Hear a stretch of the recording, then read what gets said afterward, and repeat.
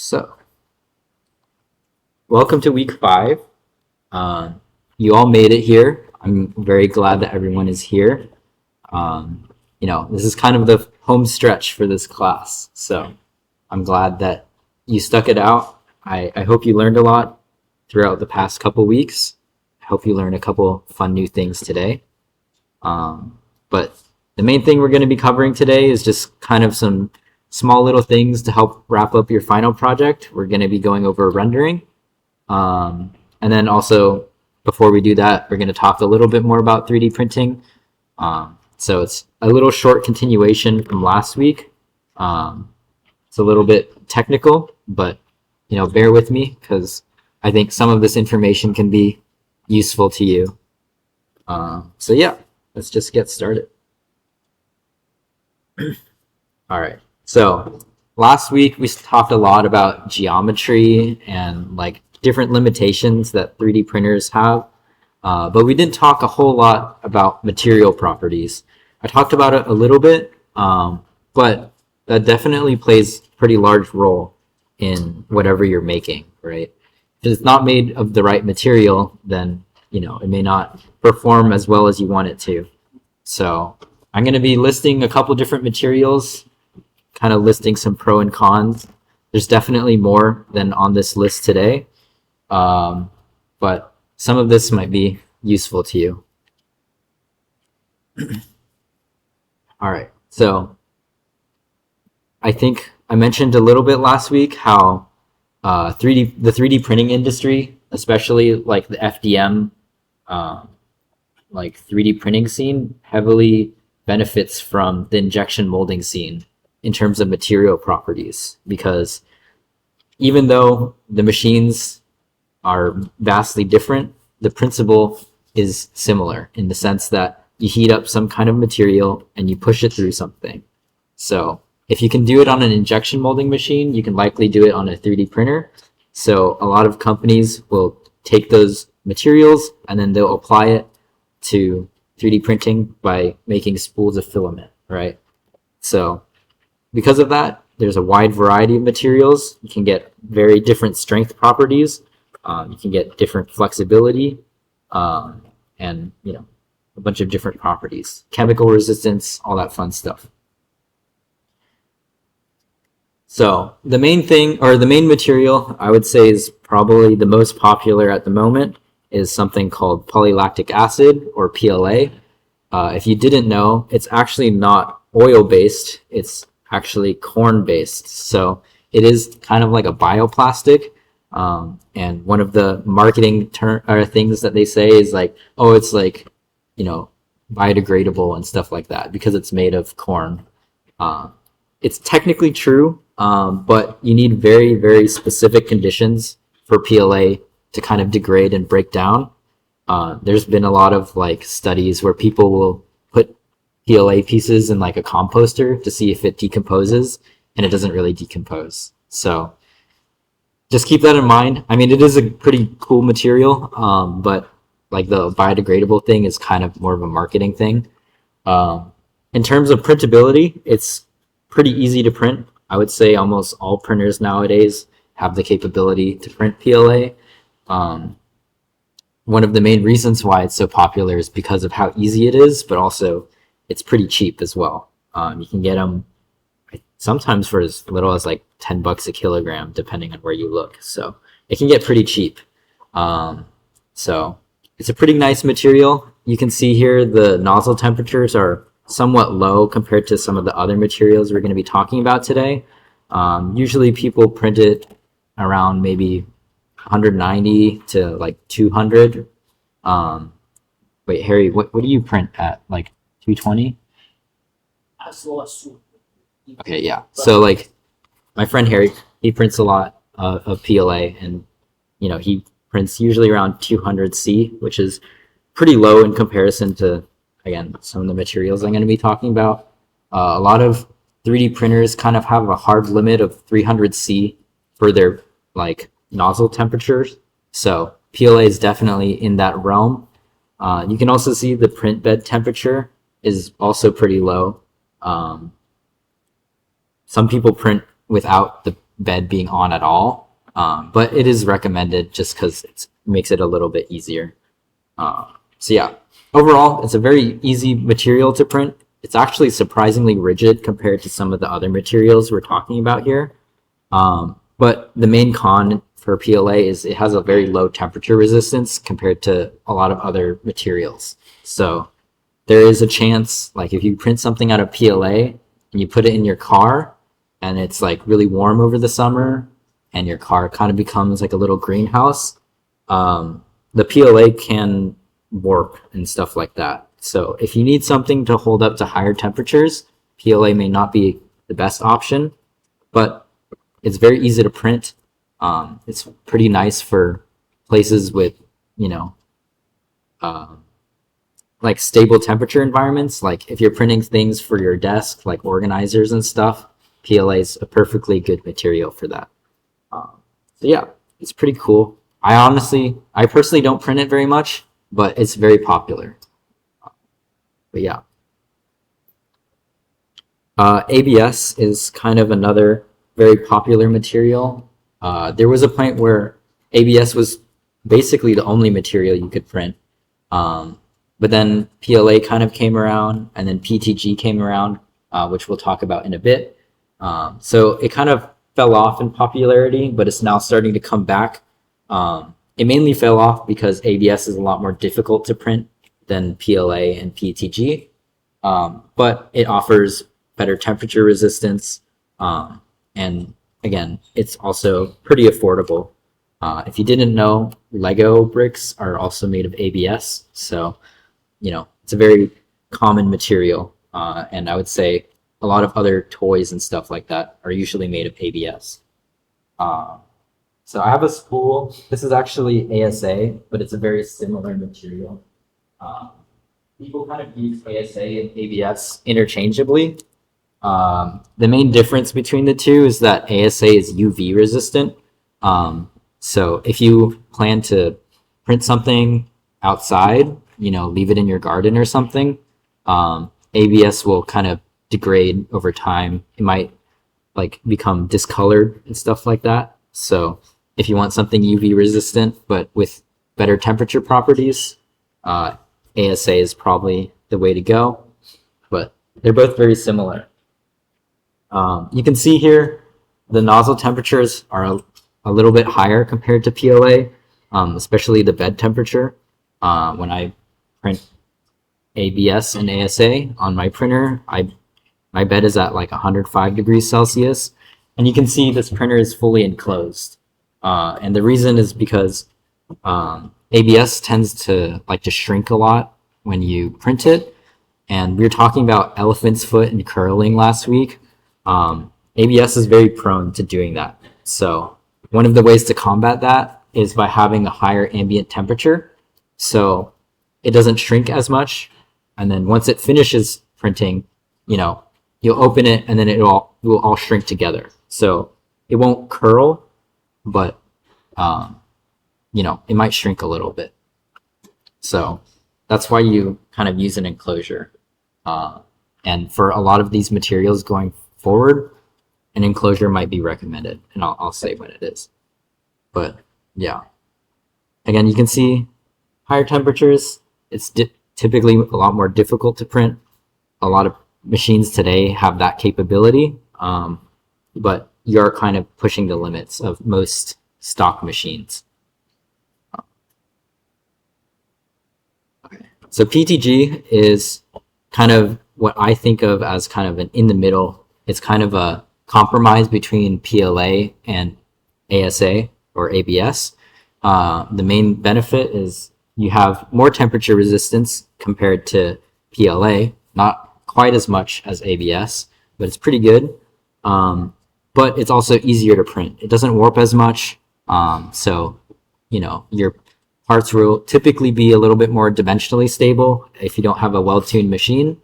The only con is that it's kind of susceptible to moisture. So PTG and some of these other materials are considered hydrophobic, where they absorb water. And when you print wet filament, the nozzle will boil the water molecules in the plastic, and then you'll get really poor surface finishes.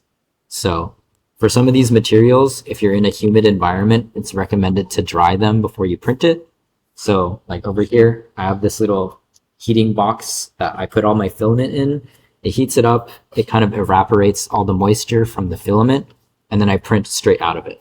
So it's a good idea to get some kind of dry box or, heated chamber to dry your filaments like PTG.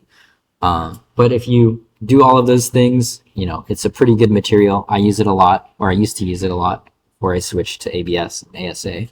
The other thing is it's a little bit more susceptible to stringing. So I don't know if I have a good example.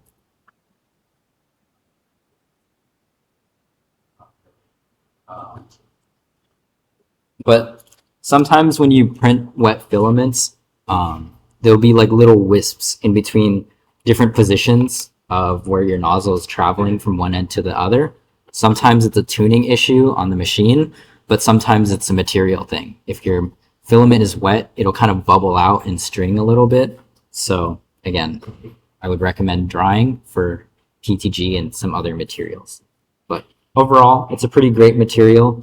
I had like a bunch of PTG parts that I left in my car all summer, and when I came back in the fall, I like took them out of the car and I used them, and they were not warped at all. So I thought that was pretty nice. I think it's a pretty nice compromise in terms of like flexibility. It's a lot easier to print than ASA, so I'd say it's a pretty popular material for a lot of people. TPU is also a very interesting material. All the ones I've talked about previously are materials that you would kind of consider to be rigid, right? So you all like got to hold this spool of filament. You can see this material, it's not super flexible. If you like bend it enough, it's just going to break. But TPU is the opposite. It's very, very flexible, and it's almost like rubber. But you can get it in filament form of different softness. So like 95A is probably the most popular, but you can get different hardnesses and different levels of flexibility, which is pretty awesome. So people print TPU for like their own custom gaskets and stuff like that. So it's a pretty cool material. Very high impact resistance. One of my previous roommates, I would always print him benchies whenever I got a new material. And then his strength test was to throw it on the ground as hard as he can and see where all the plastic shards would go around in the house. But when I gave him a TPU benchy, it just bounced around the house, and it made him really frustrated because he couldn't break it. But I thought it was really funny. Yeah, TPU is pretty great. I definitely kind of am interested to see more projects happening surrounding TPU, especially because more advanced printers are coming out. There's a lot of machines with, either multiple heads or different tool heads, so you can combine both rigid and flexible materials. So that's one big advantage for 3D printing. You can kind of really finely control the material properties of your part and the areas on the part with those material properties. So I've seen people print one-piece hinges where some parts are rigid, so you can secure things to it, and then there's one spot in the middle where it's flexible, but it's all intertwined as one piece. So you can reduce part count, which can be kind of convenient in some areas. So that's kind of one of the special use cases for something like TPU. So yeah, it's pretty cool. One downside to this is that because it's so flexible, you typically have to print it a little bit slower. So like this printer is kind of built for speed, and I print 250, 300 millimeters a second. But when I print TPU, I pull it down all the way to like half that, maybe 150 or 100. So because of that flexibility, you kind of need a dialed in machine to be able to print it pretty quickly. But again, it's usually not too big of an issue for most modern machines. Yeah, it's pretty cool. I wish I brought a sample today, but I don't have any. But yeah. Okay, so the next material is nylon.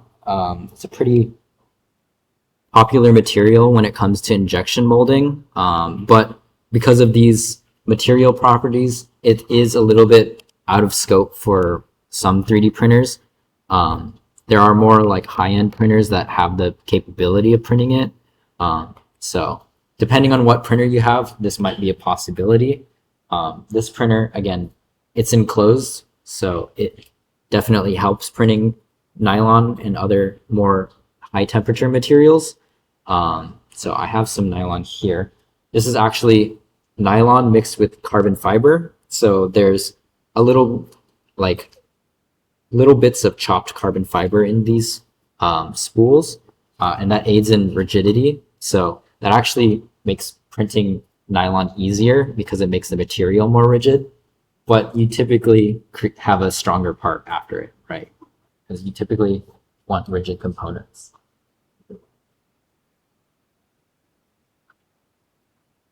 There's a lot of different materials that come with carbon fiber blends these days. So you can even get like a carbon fiber PLA. Honestly, PLA and like carbon fiber PLA and PTG, in my opinion, like you can get different textures when you have carbon fiber filaments, but in terms of strength, you don't really need that if you're printing a PLA or PTG. I think it really makes sense for something like a nylon or some of these other materials we're talking about. But you will see like carbon fiber blends of a lot of different materials, and it's mainly for rigidity. So if you want your material or your part to be more rigid, adding carbon fiber to whatever material you already have probably add to that. So it's pretty cool. Nylon, like PTG, is very hydrophobic. It's actually even worse.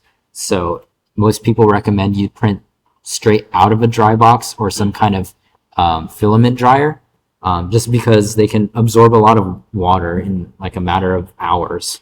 So they typically don't like humid environments. So please dry it if you're printing in nylon. Yeah, it's a pretty cool material. Again, a lot of injection molded components are made of nylon. If you look in like your car, sometimes like your air boxes and stuff like that in your engine bay are made of, some kind of nylon or a similar material. I've printed, nylon, carbon fiber nylon parts, and I put it in my engine bay, and, they've been reliable. So it's pretty awesome that you can kind of do these things nowadays. If you're curious about those things, we can talk about it later. But yeah, it's pretty awesome. The other thing about nylon, I guess this is kind of a side tangent. Some of these materials can be annealed. So when you anneal a material, especially when it comes to 3D printing, there's a lot of internal stress when you print something, right? And it's because of that thermal expansion and shrinking. So when you print something, it's really hot and then it cools down and it shrinks. So, or it wants to shrink. And because of that, there's a lot of internal stresses. So when you anneal something, you'll heat it to a certain temperature for a very long period of time, and it lets the stress out, and it actually makes the part stronger. So some materials like nylon and stuff like that really benefit from annealing. So you'll kind of put it in almost like an oven, heat it to maybe 100 degrees, 120 degrees Celsius, let it bake for like 6 hours, and then it'll release the internal stresses and your part will be stronger. So that's a very like technical thing that you can do with some of these materials, but it's pretty awesome. So yeah. Also, yeah, nylon's very expensive. So for perspective, you can get PLA for like 10, 15 bucks a kilogram. I think the spool of nylon I got, like MSRP is almost like $50 for the same amount for 1 kilogram. And also like carbon fiber infused filaments are typically more dense than their non-carbon fiber counterparts. So it's actually interesting. Carbon fiber filaments are actually heavier, even though you typically consider carbon fiber with a part being light. So technically you get like less filament because the density is higher. So yeah, I guess keep that in mind as well.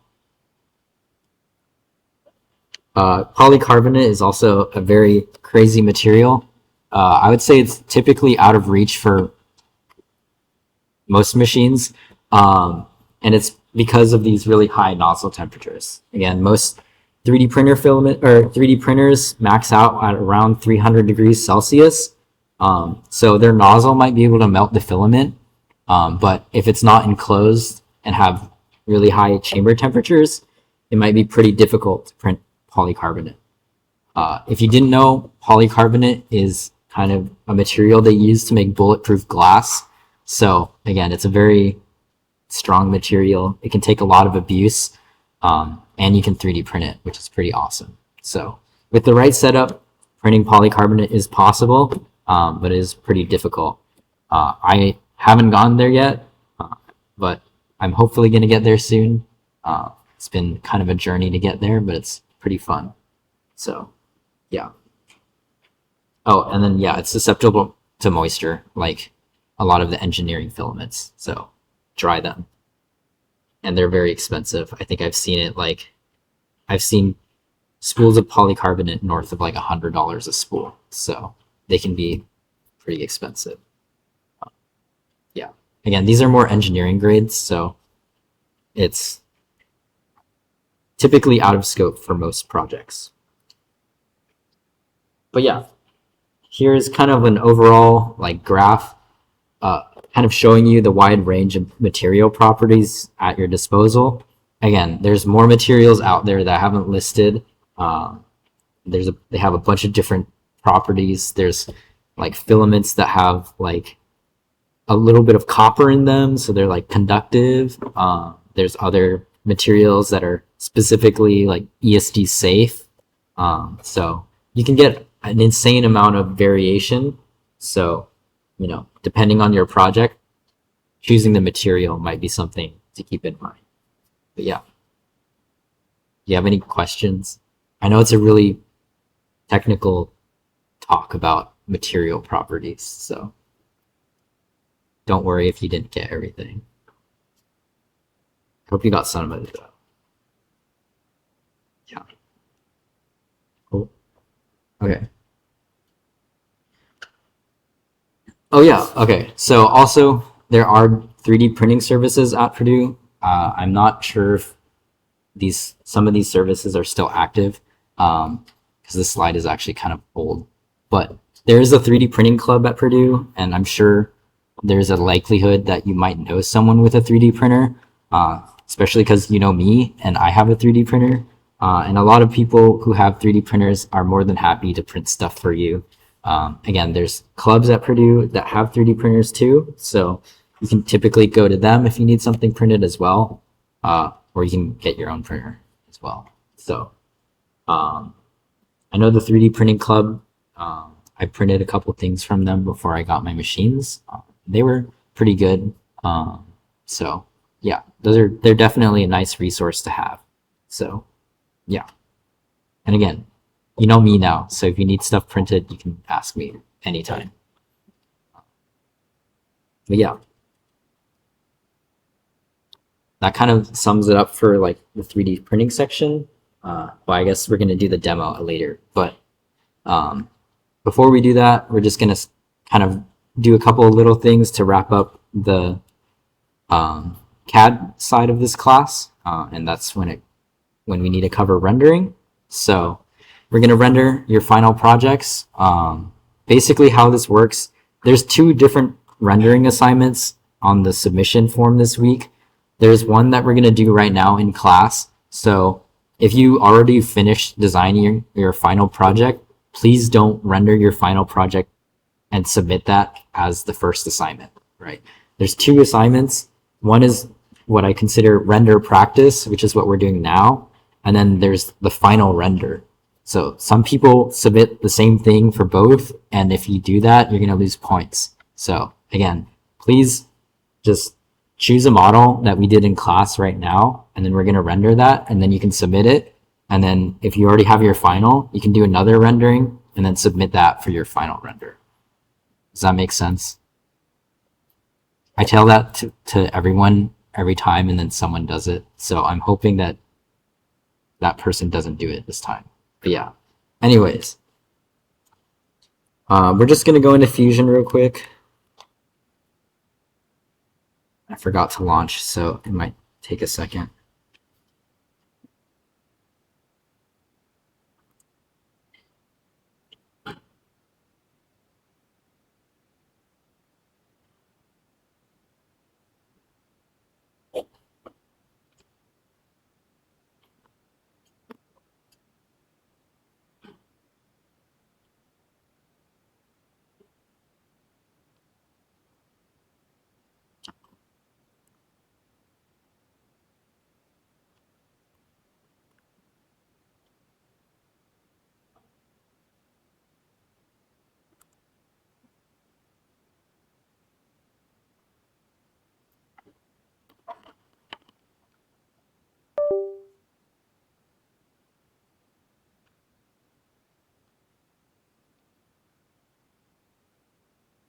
Okay.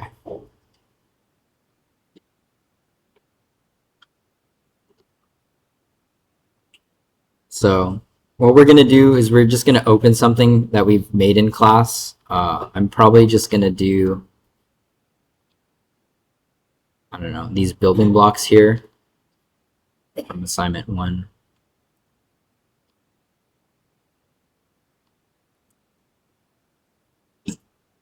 Okay. So this is kind of our modeling environment, right? We're pretty used to this now. You have your sketch tool and your extrude and all those fun things. Up here, you see there's a big design button. Again, this is your design workspace, but there's more. So if you click on it, you can see there's a bunch of different things to choose from. You can have like generative design, which is pretty interesting. But we're interested in rendering, right? So we're going to switch from the design workspace into the rendering workspace. So once we're here, you can see you're typically greeted with this kind of plain grayish white background. You can start seeing shadows and stuff like that just to kind of show you what, kind of giving you an idea of what the render is going to look like. This is very rough, right? So it's not super, super high quality, but it's kind of there. Again, all of these all these parts here have appearances applied to them. So in your appearance library, you can select different materials along with different colors. So if you want to change it, you can go over here to that color wheel to change the appearance. All right, if we scroll down, there's a bunch of different options. I'm typically just going to go with paint just because it's nice and colorful. But let's say, for example, your final is made of something like you want it to make it look like it's made out of wood, right? There's definitely some kind of wood thing here. I'm not exactly sure where it is. Probably not air. Oh, there it is. Yeah, wood is down there. So again, if you have some kind of material you're looking for, Fusion probably has it. I'm going to just stick with colors for now. But yeah, make sure to apply materials to whatever you're rendering, or else it's just going to be sad and gray. Anyways, with that, you can kind of manipulate the model, right, to kind of get it into a view that you're interested in. But we also kind of want to change this background. It's very plain, it's very boring. So we're going to change the scene.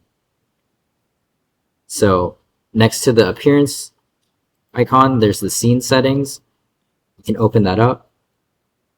By default, it sets the background type to solid color. For this demonstration's purposes, we should all be selecting environment. And again, when you're rendering stuff outside of this class, you can definitely use solid color. But for these assignments, we ask you to apply an environment just to kind of prove to us that you know how to do it. So change the background to environment. There's a bunch of different things that you can change, like the focal length and stuff like that. I'm just going to leave it as is. But you can also see there's this tab with the environment library. So if we enter this, we can select an environment.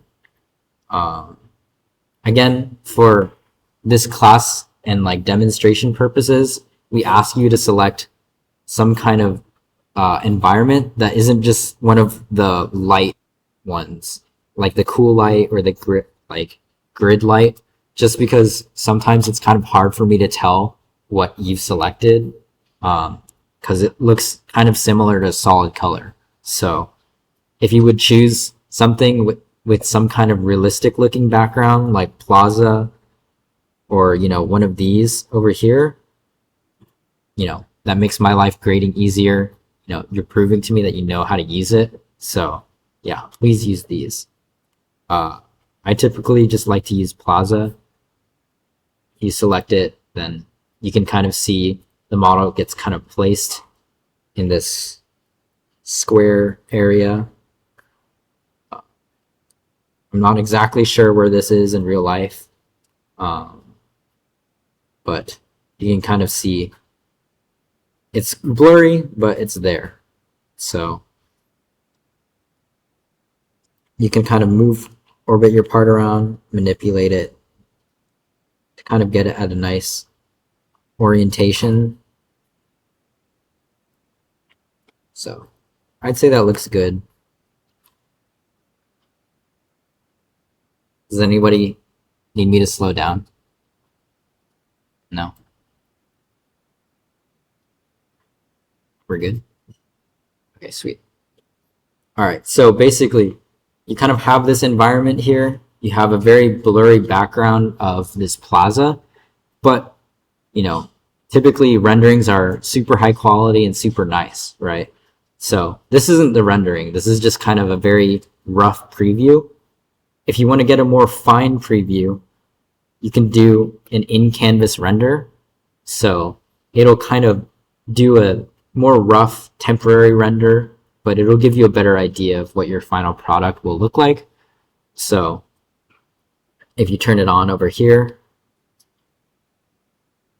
you'll see at the beginning it's super pixelated and sad, and then the computer will subdivide each pixel into smaller pixels, and it'll do it over and over again until you get a more realistic looking model, right?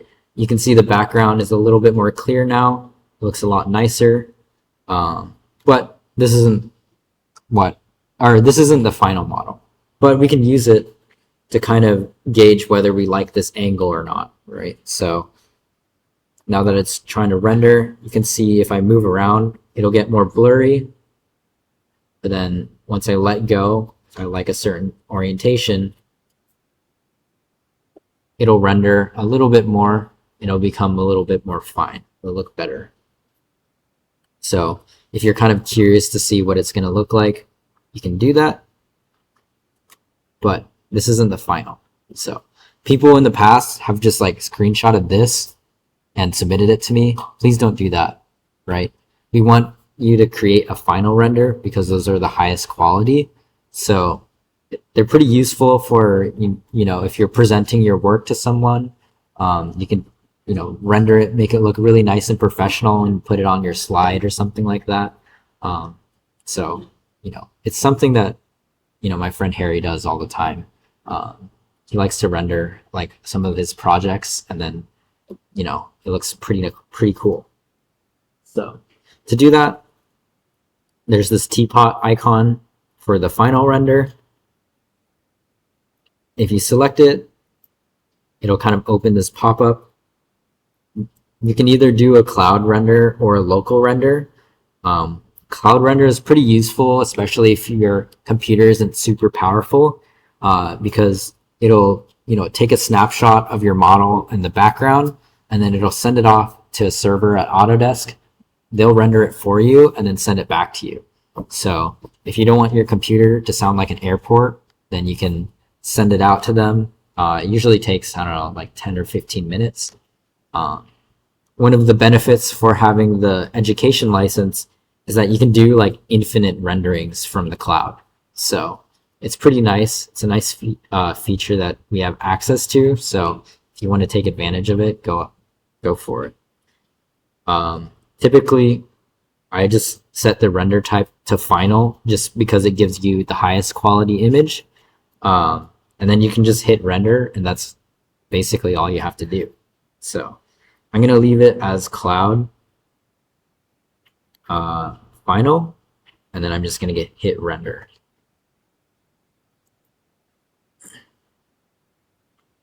Also, if you have like licensing issues, this is probably the point where you're going to realize you have a licensing issue because you can't submit things to the cloud. So if you do have a license issue, which I hope that we've solved by now, please let me know, and then we can see if we can help fix that. But yeah, that's basically it for rendering. Once the render finishes, it'll kind of pop up down here, and then you'll be able to download it. Obviously, it's currently rendering, but you can see here there's that download icon. When you submit this to me, please open this and download it, and then send me that screenshot, right? Again, people will send me their in-canvas renders and stuff like that, and I can kind of tell because it's a little bit more blurry. But again, I'm just telling you now, that's what I'm asking for these assignments. So it'd be great if you just want free points, because again, I'm doing it right in front of you. So yeah. Any questions about rendering? Pretty straightforward, I'm guessing. No? Okay. Does anyone have questions about the final project?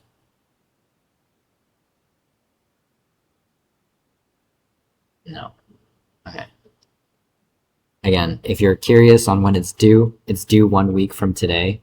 So, what's 1 week from today? The 27th? Yeah. So it's due on the 27th, Monday of Dead Week at midnight. So please get it in before then so I can start grading it and then send the grades out so you can get your certs. But yeah, other than that, we've kind of gone over the requirements for it. If you have any clarification questions for your model and stuff like that, please don't hesitate to reach out. People do it all the time, and I always am happy to give feedback. If you want to ask the TAs for feedback, they're also happy to help you out. So yeah, again, we're here for you if you need it. We're more than happy to answer any questions because we want you to have good finals. We submit if you want it to be 3D printed, do you submit like a path for machines and so? Okay, yes. So that's a good question. So you were asking if like you need to slice the model and then send the G-code file to me for printing. Okay, so you actually don't, because like every 3D printer has a different profile, and this printer has a custom profile on it that I like been tuning and stuff like that. So all you have to do is you download the file, or you export your final project as a STL or a step file, and then there's a section in the Google form where you can upload it, and that's where you put it. So if for whatever reason it exceeds the maximum file size, just like send me a message and then I'll download it there. But it's usually, the files are usually pretty compact. So yeah. Any other questions? Today's a pretty short day, so that's basically all I have other than the demo. So yeah. No? Okay.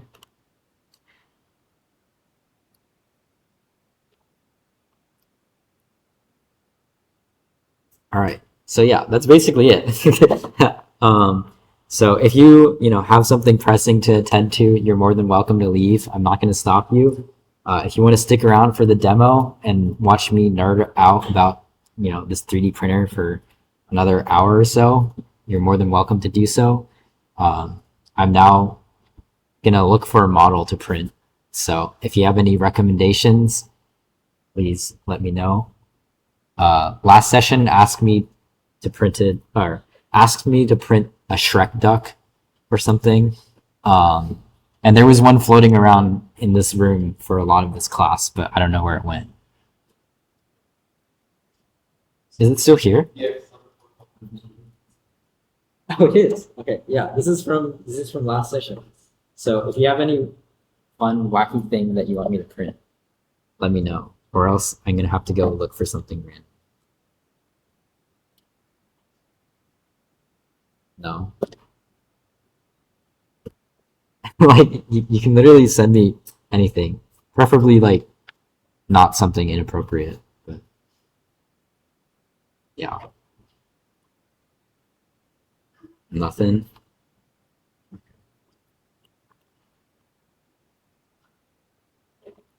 Do you have a recommendation, Harry? No. Okay. Let's see.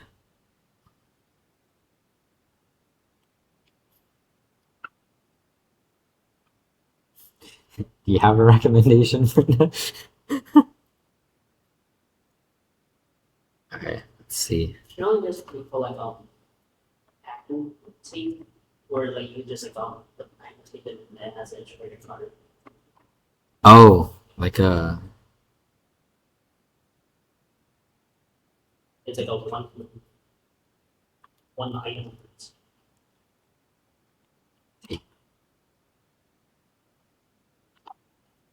like this, or I could just print a benchy.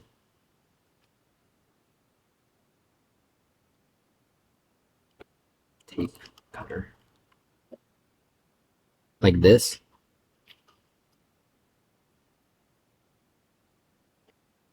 Yeah, it's very simple. Oh, this is a boring model though. Let's see.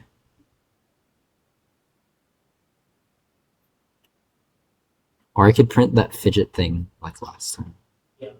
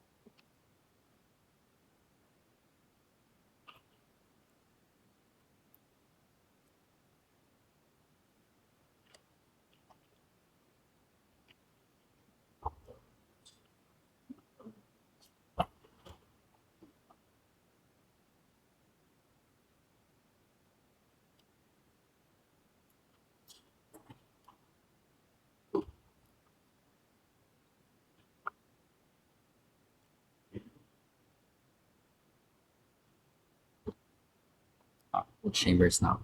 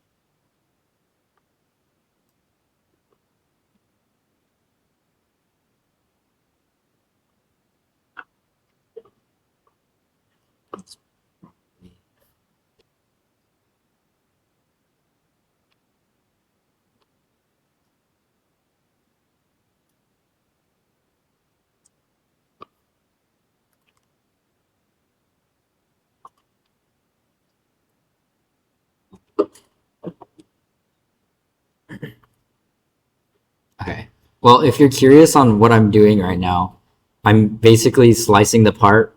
Obviously, this UI looks a little bit different, and it's because I'm using a different slicer. I think I talked about this slicer a little bit last week, but this slicer is called Orca Slicer, and it's kind of a derivative of Prusa Slicer that we used last week, and another program called Bamboo Studio. Um, and you can see here there's a bunch of different parameters, and some of them aren't really available on Prusa Slicer or Bamboo Studio. So that's kind of why I use this.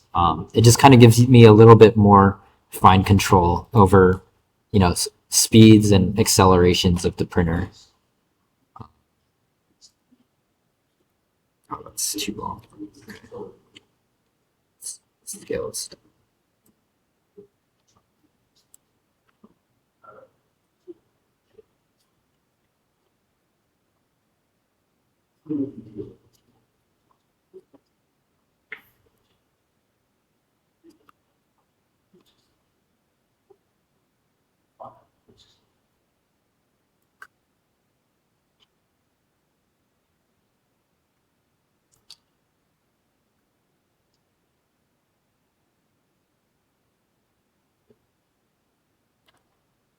Okay, one.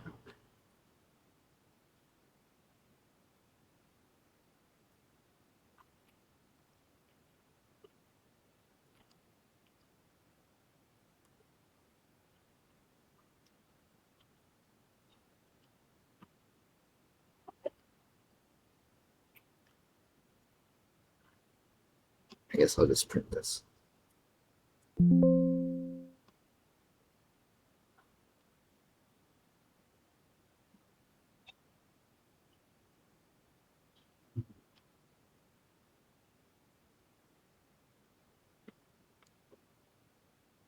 You're doing two colors.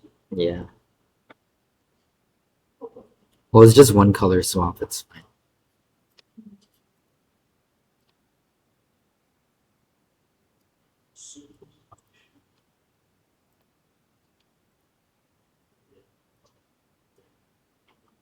Great.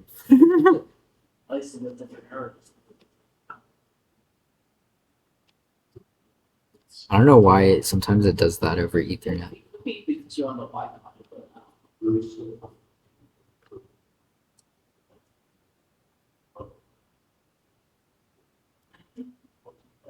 Nice. Yeah, basically, this is the printer UI. Typically, this printer runs over the internet, so it connects to the Wi-Fi, at my house or whatever. But it can't connect to PAL because it has like the extra credentials and stuff like that. So I'm using this Ethernet cable. But this kind of gives you all the different control parameters that you might want. Obviously you can start and stop the printer. You can send stuff to it, but you can also see all this information here. Like this is all the temperature sensors I have. So, there's a sensor on the hot end and then also on the bed. There's also a bed sensor that's called a beacon on my printer. And then also a chamber thermistor. So there's a temperature sensor inside the chamber to measure that. And when I'm printing parts like ASA and ABS, I have the printer heat up the chamber just passively with, the heat coming off the bed. It'll heat all the air around it and it'll keep it inside. And then I have the printer start the print once it reaches a certain temperature. So you can see here, the printer is heat soaking. So currently it's 20 degrees Celsius, but then it'll actually start printing or calibrating and printing at 30 degrees. So unfortunately, we're gonna have to wait a little bit. I might just like override it and start it, but that's just kind of how it goes when you're printing higher temperature materials.